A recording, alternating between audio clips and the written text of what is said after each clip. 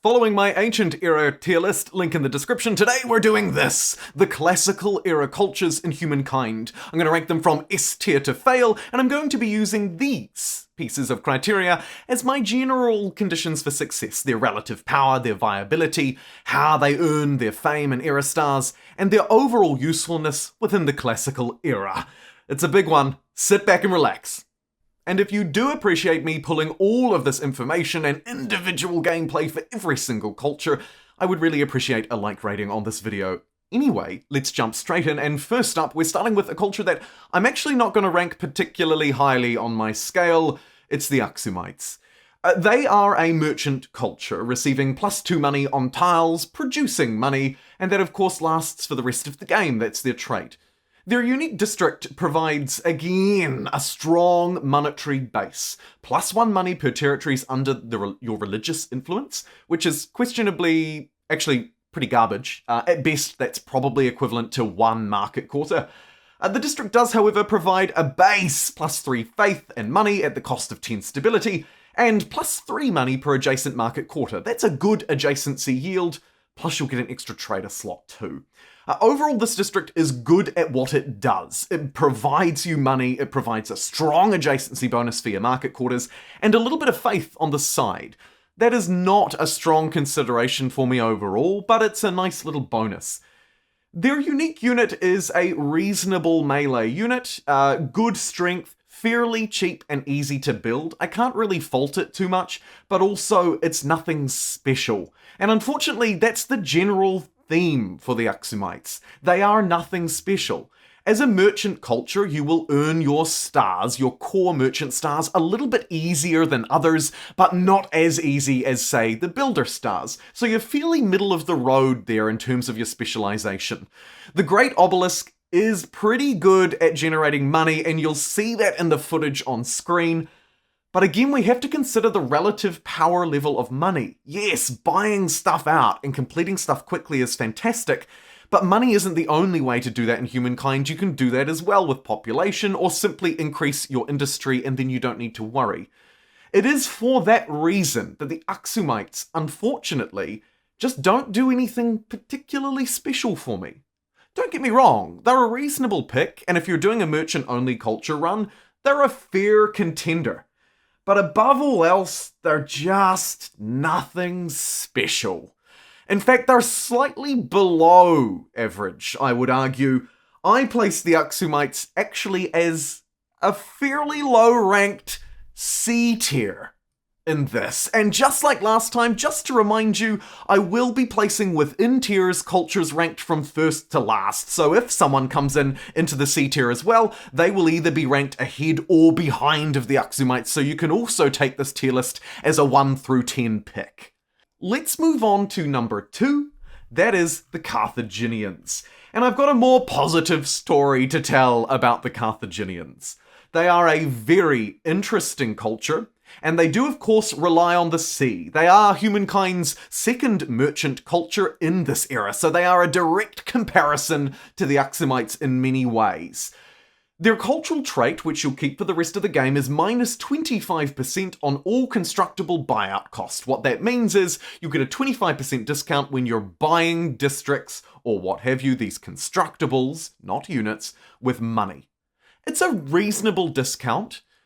In the average playthrough, you might not be buying a lot of districts with money, but if you do, honestly, it's a nice little saving. Their unique district, though, the Chthon, this is really their key strength. It provides +10 fortification, so it is a little bit of a defensive district at the cost of 10 stability. However, its yields are what are much more interesting. +3 industry per adjacent coastal water, +2 industry per adjacent lake, and overall you get an extra workers slot in the city. It is also worth noting that the Chthon counts as a farmer's quarter, market quarter, and maker's quarter in terms of adjacency bonuses, so you can scale a lot of different things with it to get benefit from it. For example, you probably want to be building some market quarters next to it because you're a merchant culture, but if you don't want to, or you need to build other things, you can be a bit more flexible with it. The downside is it doesn't provide adjacency bonuses to those districts. This district, the Chthon, and it is a harbour by the way, only provides adjacency bonuses from coastal water and lakes. These bonuses are really good because they are industry, and those tiles were probably already providing you food. So what you can end up with is a very powerful district that probably provides you at least around 10 to 15 industry, and maybe around the same for food. If you can combo it with a religion, it's even better, but that's a small consideration for me in this tier list. The other real key strength to it is that you can buy it with influence on outposts because it is a harbour. Unlike farmers' quarters or specific merchants' quarters, this one can be bought with influence, meaning you can immediately connect it to your outposts and immediately surge their yields. They will fill up with population fast, and if you attach them to cities, your cities will be even better. That is really the saving grace in what is otherwise a fairly average culture. However, their war elephants are strong and fast. One of the strongest and fastest units in the classical era, so that's worth noting as well.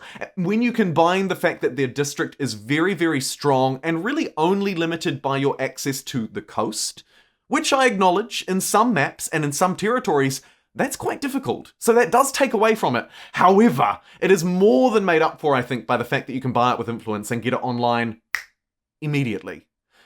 Overall, the Carthaginians are a strong culture in humankind, and I rank them around the lower levels, but still, I think, an A grade for me. Next up, we have humankind's only agrarian culture in the classical era, the Celts. They provide, as their trait forever, +2 food per farmers on a city or outpost. That's pretty good, but it doesn't scale overly well, is the thing. You have to remember this is only +2 food per farmers. If you have 10 farmers, that's +20 food, which is great, but, for example, a Carthaginian harbour could instantly provide you with 10. It's a strong benefit, but it's maybe not quite as strong as you might have thought when you initially looked at it. And indeed, me doing this research for this video has shone a slightly different light on the Celts than I used to have. Their unique district is pretty dang good though. The Nemeton provides +3 food per adjacent attached territory, so this scales with number of territories. It also provides +3 faith, nice to have, but arguably one of the least important yields. +3 food per adjacent farmer's quarter as well, so it does have a very strong and specific adjacency bonus, and I like that. Their unique unit is essentially a warrior replacement. You can get access to it very early, which is nice. It has reasonable movement at 6, but it is fairly weak at only 25 combat strength. Overall, the Celts are the only agrarian culture, and the agrarian stars tend to be a little bit easier to earn than others. Obviously, if you've had a Harappa start, you'll have no trouble, but again, this tier list is not focusing on what you've done around the edges, but simply defining and ranking these classical era cultures. And it is for that reason that, as far as I'm concerned, the Celts are a fairly middle-of-the-line culture. They have a good, strong, and efficient way to gain food. Their unit is a little lackluster. Their era star potential is good. But overall, again, I wouldn't particularly write home about them. I struggle to rank them between A and B. At the moment, I'm going to put them at the very bottom of the A ranking, but I would like to note that it is kind of close here. This, for me, is a very, very close call on where to place the Celts, just because I think they're not quite as good as we might think they are. However, their Nemeton, I think, their unique district, is what lifts them up into the A category, just like the Carthaginians. You can't get it online quite as quickly, but this thing will provide you with a really good amount of food. You can build it in all of your territories, and it provides +3 food per number of attached territories. So if you get some big cities going on with lots of territories, you can really ramp up food production with them. And for that reason, I will place them just at the A tier. Next up, we have the Goths, a militarist culture in the classical era of humankind. Unfortunately, I get mad Hittite vibes from the Goths, and anybody who has watched my previous tier list video on the ancient era tiers will know how I ranked them. The Goths have nimble pillage as their trait. This is the thing you'll keep forever, right? Plus 10 combat strength bonus when ransacking. That's a very powerful bonus for ransacking. It is worth noting, that is very good. But in terms of overall versatility, is it as good as a whole load of extra food, a whole load of extra science, or a whole load of extra production? I argue absolutely not. This is much more niche. You also do get plus 2 influence on garrison. It's nice. It's nice. How many garrisons are you building? And how many garrisons do you build on average, though? I believe, on average, probably not that many. Again, more of a specific district that targets either a defensive position or a little bit of stability gain, but it's not even your best way to get stability. Their unique district is, again, fairly average. The Tumulus provides plus 3 influence and plus 3 faith. Influence? Great. This is an expansionist sort of era of humankind. We are probably still plotting up the map. The plus 3 faith, don't get me wrong, I think religion is great. And religion is very important because the yields within certain tenets are very strong. However, if that were plus 3 industry, would you be more or less likely to pick them? I think most people would be more likely to pick them. My point here is that faith, while it's useful, is not as useful as the core FIM's resources. It does, however, also provide plus 2 faith per adjacent district, so you can get some pretty strong faith generation out of the Goths. I'll give them that. It's a shame there's not a faithful cultural affinity in humankind, because they could probably take advantage of it to earn their stars. However, this faith is probably not going to do you any justice to earn their militarist stars. And as a militarist culture, it's hard to see any real synergies aside from that extra combat strength when ransacking. And again, that's a very niche use case. If it was sieging a city and it was, say, even just plus 1 or plus 2 at the most, that would be great. But ransacking, less useful. Yes, you can use it on territories, but any wise opponent would just quickly connect it up to a city and then you're out of luck. Their unique unit, the Gothic Cavalry, I do actually think is a reasonable unit. It's unlocked with mounted warfare, so it's fairly easy to unlock. You just need a couple of horses, which you've probably already got. It's got 29 combat strength and 6 movement, so it's fairly strong and fairly fast. Of course, the only downside to cavalry is they can't climb walls. So again, if you're trying to take cities as a militarist, you're going to be out of luck with that unit. Overall, I'm afraid to say the Goths are a bit of a mess. There is a really noticeable lack of synergy, a noticeable lack of ability to earn your era stars, and quite frankly, a district that really doesn't deliver. It is for that reason that I give a fairly scathing rating for the Goths. I'm afraid you are a hard fail. I would really strongly recommend you steer clear of the Goths whenever you possibly can. Unless you want to fight them, you should take them down. Let us clash words as we move through into the Greeks, the only scientist in this era of humankind game, which does give them a little bit of a distinct advantage, it's important to note. However, let's talk about what they actually do. So their Socratic methods trait provides plus 2 science per researchers on cities and outposts. Basically, your scientists will get a little buff. When I say little, I mean it. This isn't massive. However, in the very early game, at the very beginning of the classical era, it is strong. But once you roll through, you start to pick up your research quarters, I think this becomes significantly less useful and arguably maybe not quite as strong as it should be. I think this could quite comfortably be plus 3, and that would make it... It sounds like a small difference, but that would really add up. And so, for me, this feels slightly underpowered, but still a good way to generate science when scientific generation has been relatively limited up until now, probably. Their unique district provides plus 1 influence per era, and plus 3 science per era. We'll come back to that in a sec, but the other things that it does is the standard minus 10 stability and plus 2 science per adjacent district. And it counts as a research quarter, right? So, overall, it's a reasonable district at generating, at a base level, 3 science, and at the most, probably around 10.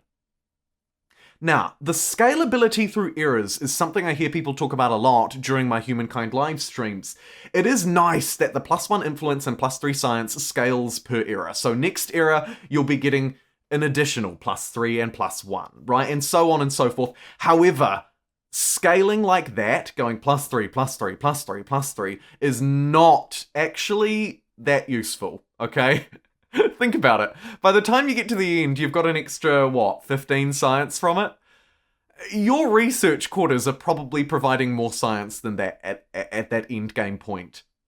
Unfortunately, this district, even though it's one of the core science districts in Humankind's classical era, it just doesn't do enough. I mean, even the +1 influence per era, +1 influence is not enough. I'm sorry, it just isn't. That is not a significant enough amount of influence to make a difference.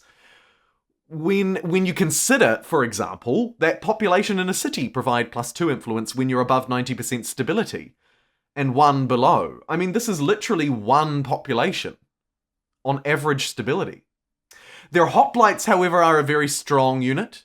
They have 27 combat strength, which is maybe slightly on the weaker side, but they benefit from being adjacent to each other. They gain extra combat strength when they are around each other. They're also an anti-cavalry unit, which is more useful than you might think, particularly at this stage in the game. I do really like the hoplites. However, their unique district is underpowered, their trait is underpowered.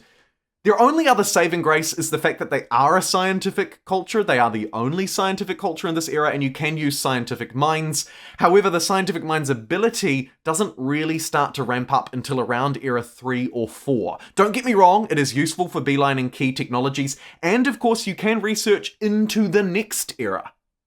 As far as I'm concerned, the Greeks are not good. They're so not good that I would actually almost rank them a fail-ish. Don't click away. A fail-ish if it weren't for the fact that they happen to be a scientific culture, and that happens to mean that they can research texts in the next era and use the collective minds ability. That is their only saving grace as far as I'm concerned, aside from a somewhat useful hoplite. It is for that reason that I rank the Greeks at a C tier. You might react a little bit to that, and please do let me know in the comments if you disagree, but I actually think that is where they should be. It feels weird to rank a scientific culture that low in a game where scientific cultures are very, very strong, but they just don't deliver. Next up, we have a particularly spicy one in the Hunns. One of Humankind's most significantly nerfed cultures since launch. In fact, I think it's the culture that's been changed the most to date. The Hunns are a militarist, and unlike the Goths, if you want to play militarism, you should probably play the Hunns. Let's talk about them though, because they are structured in a very unique way. Their trait provides +2 combat strength on cavalry units. It's honestly pretty useful. Cavalry units are very strong, by and large. Even the very first one you get, or the second, I'm thinking things like the chariot, moving through to the horsemen, the scouts. I mean, these are all fairly useful units, and that's a nice buff to have. Their unique district is actually anything but. It's called the Ordu, and what it does is it automatically upgrades regular outposts into Ordus. So from now on, you no longer have outposts, you have Ordus. What's special about an Ordu? Well, actually, it's just a nerf. They can't be attached to cities, so they're stuck in isolation. You can't really do a lot with them. This is the way that the Huns are nerfed, essentially, is by ensuring that you can't build up any cities. This aligns well with the Huns in real life.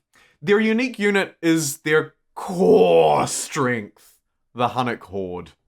It is a ranged mounted unit, and it's a nomad. What that means is when it ransacks or wins fights, it collects food and multiplies, just like the very first unit you use in the Neolithic Era. It works exactly like that, but on steroids, because you can move and shoot. You can come out from your defenses, fire your bows, and then run back to your defenses. Or you can get flanking positions on the enemy, you can run up to the high ground and run away to defend. The other benefit of the Hunnic Horde is that you can buy them with influence on outposts, and this is where the Ordu shines. On your already established outposts, once you get them up to 4 population, so it is worth noting you should be settling your outposts on high food areas rather than high production like normal. You will still need a little bit of production to actually be able to build them, but it is worth pursuing food or transferring pops to them. You can spam out Hunnic Hordes very quickly. They multiply, they shoot and fire. Honestly, they are tremendous. And even though their combat strength by default and at a base level is the worst in the era, down to 20, because you can scale it and build it up with things like your culture, with things like your civics and so on and so forth, the Hunnic Horde is still a very powerful unit, particularly, of course, en masse. That's the whole idea. The whole idea is that you have a lot of these. Man, it is strong. However, they have been nerfed a bit. They're not city builders, and you probably won't generate a lot of yields on your own cities, so you're going to have to go out and take some more. As a militarist culture, of course, you will want to earn your era stars, your militarist era stars, and the Huns provide a great synergy to be able to do that. Overall, the Huns are a very, very strong culture, despite having some somewhat lackluster unique districts and arguably a fairly lackluster unique trait. It's the real versatility and power of the Hunnic Horde that allows the Huns to be elevated, as far as I'm concerned, up to the A tier. A really solid pick. They would almost be an S tier, but they've been nerfed a bit. And they are slightly more niche as well, and I have to play that into my consideration. If you don't have anyone nearby to fight, if you're isolated on your own continent, they are significantly worse. It is for that reason that I still rank them in the A tier, but I drop them to the bottom levels of the A tier, in and around the Celts. They're around this level, and I'm going to leave them there. Don't get me wrong, a very strong pick. The Hunnic Hordes are insanely powerful, and they're around on par with the Carthaginians in terms of overall versatility and usability, in that there are some key strengths, but also some key weaknesses to them. Next up, we have the Mauryans. And I feel like this is a culture that people haven't really talked about a lot, haven't really played a lot. They're an aesthete culture, which is one thing against them. It is worth noting the aesthete stars are harder to earn than most. But what do? Their Guiding Light trait provides +1 influence on your emblematic district, those unique districts, forever. All of your emblematic districts, +1 influence. This is, it's fair to say, a much better +1 influence gain than you get from, say, the Greeks. It's not massive, but it does add up over time. They also receive a -10% discount on attaching territories to cities. Again, -10% is really not that huge. But you will keep this forever, and when you move through into the late game, the costs of attaching cities with lots of infrastructures is quite high. It's a nice thing to have, nothing to write home about to your mum though. The unique district, the emblematic district, the Stupa, is a very, very interesting and complex district. It provides a base +1 influence and +2 influence per adjacent district. So you can get this thing up to generating around +10 influence. Pretty good, pretty good. It also provides +2 faith. Yeah, okay. -10 stability, that's normal. And +3 science. It also counts as a research quarter and provides an additional researcher's slot. This feels markedly similar to the Greeks district, but better in many, many, many ways. Really, this is the Greek district, but maybe the way it should have been, with a little bit of extra faith thrown in for good measure. I think the Stupa is a great district to generate science and influence. However, it is worth noting that while it generates good science, unlike the Greeks, you can't really specialize and take advantage of that as much because you're an aesthetic culture. Their unique unit is another elephant at 30 combat strength, 6 movement, and a really impressive range. This is a powerful unit. It's also worth noting that it has the elephant platform trait, which ignores penalties from fighting in melee. So a lot of units take the crossbowman, for example. If a melee unit comes up and punches a crossbow, it takes a lot of extra damage because it can't really defend itself. The Mauryans' elephant can. And it shows. Honestly, a really, really powerful and slept-on, ranged, defensive, fast unit. Really, really worth using. Overall, the Mauryans are a really interesting culture. Their influence generation is good enough, I think, for an aesthete culture. And they provide you with some nice science and a good unit on the side. For that reason, I rank them below the Celts, but above the Greeks. It's very tempting for me to put them in that average slot, particularly because nothing is there yet, and it does seem weird to be calling something average and maybe end up with it not being the average. I acknowledge this is not a statistical average, so to speak. However, I'm going to put the Mauryans just below the Celts in the A tier. I actually think they're a little bit better than what people might think. Next up, sliding into your DMs, it's the Maya. The industrial culture in humankind's classical era. The Maya's trait provides +2 industry per workers on city. Again, nice to have, but the per worker buff is not one that I'm so hot on, particularly in these early stages. Yes, it scales well, particularly in high pop cities, but that's not what I'm thinking about at its core. I'm thinking about how useful is this for me right now during the classical era. It's good. It's not fantastic, but it's good. Their unique district, though, this is what really sets them apart. +3 industry per number of attached territories, so it's like the Celts, but it provides industry. Arguably much more useful. It also provides you with a little bit of faith. Again, nice to have, just like with the Mauryans before. Nothing to write home about to your mum, but +2 faith is good to maybe help your religious spread a little bit. I don't know. -10 stability, which is normal. However, look at this. +4 industry per adjacent maker's quarter. That's arguably, I would actually say that's too strong. If I was balancing the game, I would reduce that down to a +3 or a +2. Honestly, +4 industry per adjacent maker's quarter is nuts. If you can get even just 4 or 5 around it, you're getting +20 industry on what is already providing you with a huge amount of industry, and of course it counts as a maker's quarter and gives you an extra slot. Their district is insane. I cannot stress that enough. They are the only industrial culture in this era, and their district is ludicrous. Their unique unit, the Noble Javelineers, are quite an interesting one. They're a ranged unit, which makes them quite weak to upfront melee attacks, so you're going to need something to defend them. They have relatively limited movement at 4, not too bad. Average for units within this class. Their range is good, and also, fun fact, they are a poisonous unit. They apply poisonous status on the target, which reduces the target's movement speed and attack range. It's a nice little thing to have that you may not have been aware of. Overall, they're a nice ranged unit, absolutely, but you will need some melee units to support them, or keep them inside your city walls and defend, right? They're a great defensive unit. Overall, when we consider also that the Mayans are an industrial culture, Builder stars are one of the easiest stars to earn, particularly with a dang powerful unique district. And of course, the Collective Minds cultural ability, that land raiser, I should say, the industrial version of Collective Minds, is incredibly strong. You do also get a little bit of stability when you build new districts. I don't often talk about those things in these tier lists, but it's worth noting. But overall, that land raiser is so incredibly strong. Their district is so incredibly strong. I think you can see where I'm going with this. The Maya are S tier in humankind's classical era. Next up, we have the Persians. And I know they technically start with A because they're not just the Persians, but in humankind, they're ranked at P, not at A, so that's why they're here. Anyway, I think the Persians are a lot stronger than people give them credit for, but also slightly disorganized. Let's talk about them, because they're a really interesting one. You might be sleeping on them, particularly if you haven't seen my video on them already. The Persians trait provides you with +2 city cap. That is really strong. Cities provide innate yields and abilities that outposts cannot.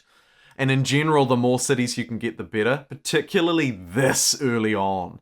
+2 cities, when you're just heading into the classical era, and where there's probably plenty of opportunities to pick up cities very easily from particularly those independent tribes. Man, that is strong. You'll also receive +10 stability on all cities and outposts. It's only really the equivalent of 1 district, but I'll take free stability where I can get it. Nice to have.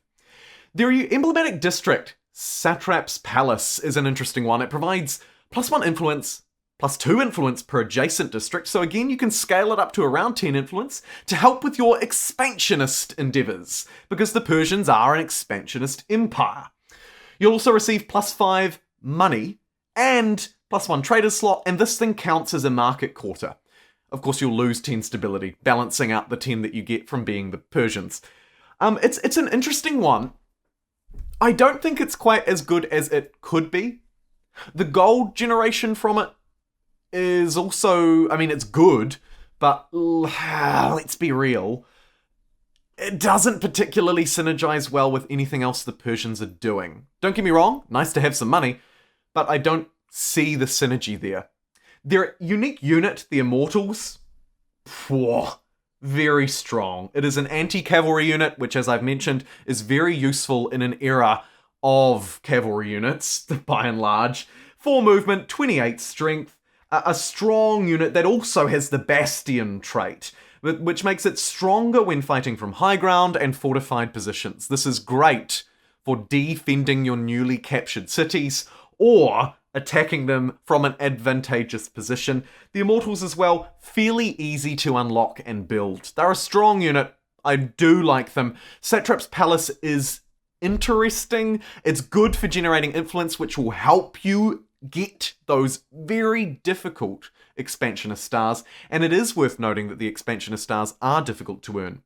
However, I feel like I'm doing a bit of a mic drop bombshell here. I argue that the Persians' trait outweighs the fact that expansionist stars are more difficult to get. It outweighs a slight lack of synergy with them generating money from their district. When you combine that with a strong unique unit and a reasonable ability to generate influence, I think that their +2 city cap with some bonus stability on the side actually rockets the Persians very high up on my list. In fact, surprisingly, I'm going to smash the Persians right up here at the S tier. I argue they're not quite as good as the Maya, but these two cultures are very different. It's actually quite difficult to even compare them against each other, but when we consider power levels, versatility, and usefulness across the era, I'm actually quite confident in ranking the Persians right up here around the S and A tiers, and I think they're an S tier culture. I'd recommend you try them out. And last but not least, we have the Romans. The Romans are another expansionist culture in Humankind's classical era, the second. Their unique trait is Legion's Finest. It provides +1 slot on your armies, so you can have 5 units instead of 4, or 6 instead of 5, and -30% army upkeep, so you'll save a little bit of gold. It's worth noting that is probably only going to be a little bit, maybe 10 or 20 at this stage, but you'll keep it for the rest of the game. So those playing a more aggressive expansionist run or a more militarist run will see some benefit from that over time, most definitely. However, within the era, it's arguably not that useful. The +1 unit slot on armies also, I mean, that's good, but you've probably got reinforcements by now, and if you're moving your armies next to each other, it's less of an issue. The Triumphal Arc is their unique, their emblematic district, should I say. This is again another interesting and different one. It provides, at a base level, +3 influence and +3 stability. Stability is kind of hard to earn. Influence is of course important to keep expanding, to grow your cities, attach your cities. It makes sense that the Romans have this. It does have one other benefit on victorious cities. So if you take a city and then you have your Triumphal Arc, you will instead get +5 influence and +10 stability. So it does really ramp up if you're taking cities. So you do need to play more of an aggressive approach to expansionism, unlike, say, some of the others where you could be more focused on peacefully taking territories and connecting them. With the Romans, you do want to be pushing more of an aggressive stance, and that does synergize reasonably well with their Praetorian Guards. These are the strongest melee unit in the era. 30 combat strength. Very good for a non-mounted unit. This thing isn't an elephant, it ain't a horse. You've got a sword and a shield and 30 combat strength behind you with 4 movement points. Again, fairly average. It's a close combat melee unit that also has the tactical superiority trait, which means that rare attack applies whenever an ally is adjacent to the target, no matter their position. So basically, you're sort of much more likely to get a flanking bonus if you're moving in a group, if you have allied units, which you probably do, because your armies can be larger than most. I think the Romans have a nice synergy, and they build a reasonable picture of an aggressive, slightly more aggressive anyway, expansionist culture. They really are quite middle of the road for me though. I hate to say the same thing again, but they're probably not a lot to write home about. They're good.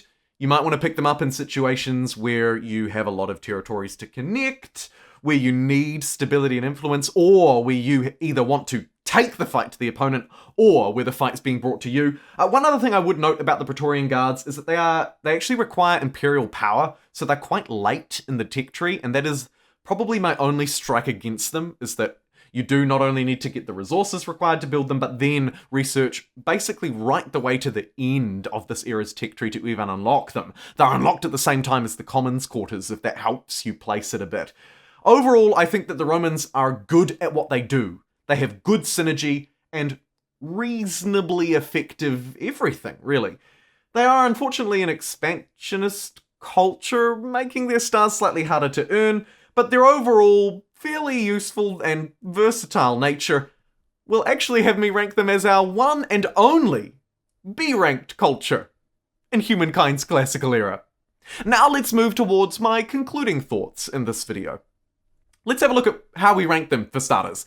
So we've got the Mauryans and the Persians at the top, then we flow through into some strong cultures that are fairly evenly matched in terms of power levels, but very different in the goals that they achieve at the A tier. Then we move into the Romans at B. Moving down the list, you can see some cultures that have potential but really fail to utilize it. Here's looking at you, Greeks. The Aksumites, maybe just slightly underpowered overall, is their weakness.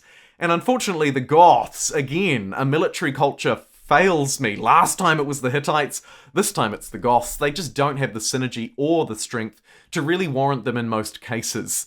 Overall, I'm pretty happy with these rankings. I do think, as I've mentioned throughout the video, there is some movement within this A tier. Like, I could, for example, put the Hunns at the front and feel quite good about that.